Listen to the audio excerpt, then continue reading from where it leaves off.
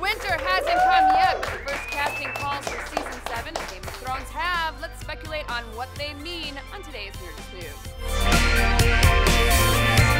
Outside of the likely spin-off or prequel series, we've only got 2 seasons and allegedly 14 episodes of Game of Thrones left. And to make matters worse, the next 2 seasons will be coming out later than usual, so the production team can film during an actual winter. Basically, that means we won't have any real Game of Thrones news for a painfully long time unless you're some kind of mad genius who can look at a vague casting notice and glean the tiniest shreds of Season 7 details. Oh wait, that's us! We can do that! Let's do that! This morning, GOT fan site watchers on the wall got a hold of the earliest casting calls for some new Season 7 roles, and they've given us some idea about where things are headed, so let's take a look.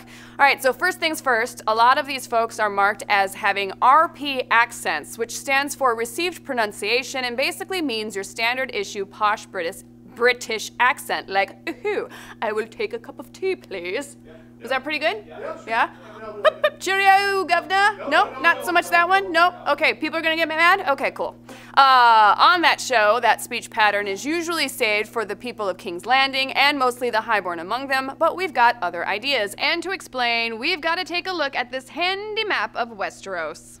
Okay, so at the end of last season, we saw Dany finally departing with her army across the Narrow Sea, and unless the next season suddenly opens with her sacking King's Landing, which is doubtful, she's got a hell of a long way to go. As you can see here, she'll have to pass by the ruined city of Valyria, Volantis, and a whole gaggle of previously mentioned Game of Thrones landmarks before making it to her next destination, which we're assuming is Dorne, so she can join up with the Sand Snake/Tyrell alliance. Meanwhile, we saw Euron Greyjoy planning to depart the Iron Islands to kill his niece and nephew and track down Dany so that he can force her to marry him with his magical dragon horn. Anyway, his path south will probably take him through Old Town, home of the maesters and recent landing spot of Samwell Tarly. In the books, Euron has grand plans to sack Old Town and several other cities, so what better way to continue this new trend of finally converging storylines than to have Dany and her army come to the defense of Old Town as Euron and his folk attack it. If this is indeed the direction next season is headed, then it would certainly make sense out of this casting list. Let's take a closer look. First, we've got a venerable priest in his 60s with an RP accent, moral authority, and gravitas. He's listed as only shooting for a week. Now, while the RP accent could mean King's Landing, you've got to remember that basically all the priests in King's Landing got blowed the heck up by Cersei in Season 6 finale, so we're thinking it's more likely this classically cryptic listing for a priest is actually referring to the maester we'll meet in Old Town, an even more metropolitan and ancient city than King's Landing, sure to be filled with some well-spoken folk. Maybe this guy will be a mentor to Sam, or an archmaester that'll provide some of Season 7's guaranteed background on the many gods and how they actually run the Game of Thrones, despite the basically meaningless wars and laws of men. Next, a gate guard in his 20s with a great face who will have wit, charisma, and a northern accent who will play across a variety of excellent scenes. Despite the accent, we've got a pretty old-towny guess about this guy too, namely that he could be a take on Pate, a novice at the Citadel who actually gets his own POV chapter as we're introduced to Old Town in the books.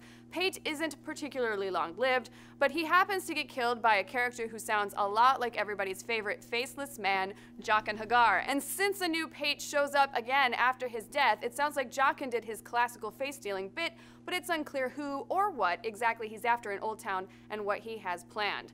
Now, the casting call also mentions a city guard in his 30s with an RP accent who catches someone suspicious while out on nightly patrol. Could that suspicious person be good old Jaqen?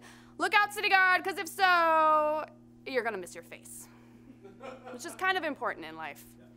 Then we've got some military folk, which means that wherever this RP accent-filled location is, there will almost certainly be a battle taking place. We've got a general in his 40s or 50s with an RP accent, likely someone leading Old Town's defensive forces, a lieutenant in his 20s who will ideally be of Middle Eastern descent, but either way, definitely not white, so we're thinking a Dothraki or Dornish soldier fighting alongside Dany, and most intriguingly, a warrior with considerable dialogue and a neutral, non-posh accent. The role is for a white man in his mid-30s or 40s who's great at fighting, a bruiser with the attack skills of a pit bull. This guy sounds very serious, and based on the accent, we're guessing he'll be an Ironborn ally of Euron's, unless Theon and Yara brought some badass Iron soldiers with them. Now, the last two roles are a lot less detailed, a merchant and a lovely lady courtesan, who will have a speaking role and, of course, be fully nude because, you know, Game of Thrones.